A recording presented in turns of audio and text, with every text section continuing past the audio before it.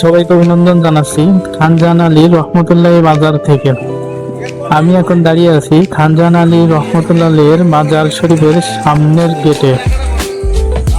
আমরা এখন মাজার রোড ধরে মাজারের ভিতরে প্রবেশ করব। আজকে আমরা 3টি পর্বে সম্পূর্ণ মাজারটি ঘুরে দেখাবো এবং আপনাদের দেখানোর চেষ্টা করব। আজ ঈদ উল ফিতরের দ্বিতীয় দিন। 2 দিন পর হতে এখানে অনেক বড় মেলা অনুষ্ঠিত হইবে।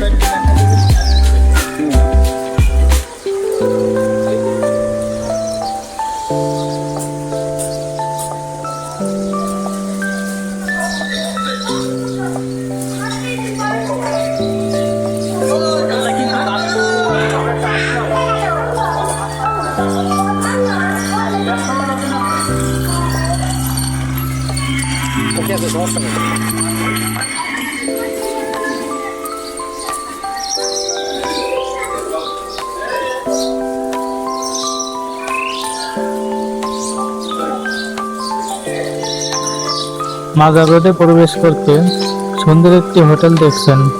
এটা দর্শনার্থীদের জন্য বাগেরহাটের সেরা হোটেল। যাই হোক, আমি ওদিকে না যাই।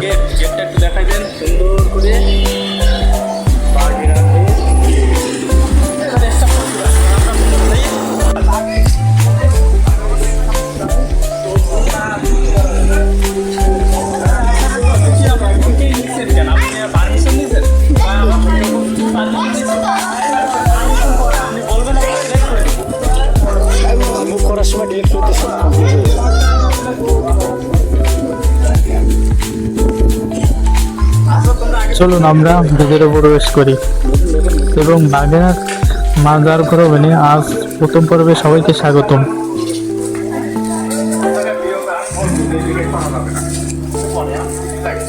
আজকে কেমন যেন মাজারটি নির্জন। আমরা প্রথমে দিঘির পাড়টি আপনাদের দেখানোর চেষ্টা করব।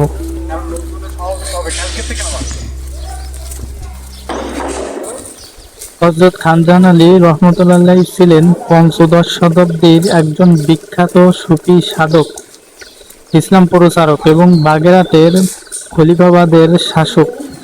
তিনি ১৩৬৯ সালে দিল্লিতে জন্মগ্রহণ করেন এবং সুলতান নাসিরউদ্দিন মাহমুদ শাহের আমলে এই অঞ্চলে ৬০,০০০ সৈন্যসহ আগমন করেন এবং সুন্দরবন অঞ্চলে আবাদ ও ইসলাম প্রচার শুরু করেন।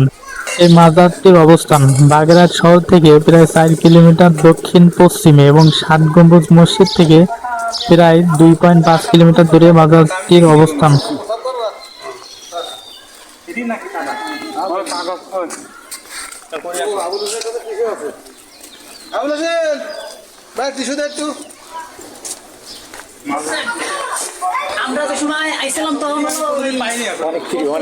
অনেক ফাঁকা জায়গা, সুন্দর একটা পরিবেশ। আমার জীবনে কিন্তু প্রথম আমি আসলাম, ফার্স্ট। আমি এর আগে আসিনি কোনোদিন, শুট করার জন্যই প্রথম আসলাম। এটা কি শিশুর দিকে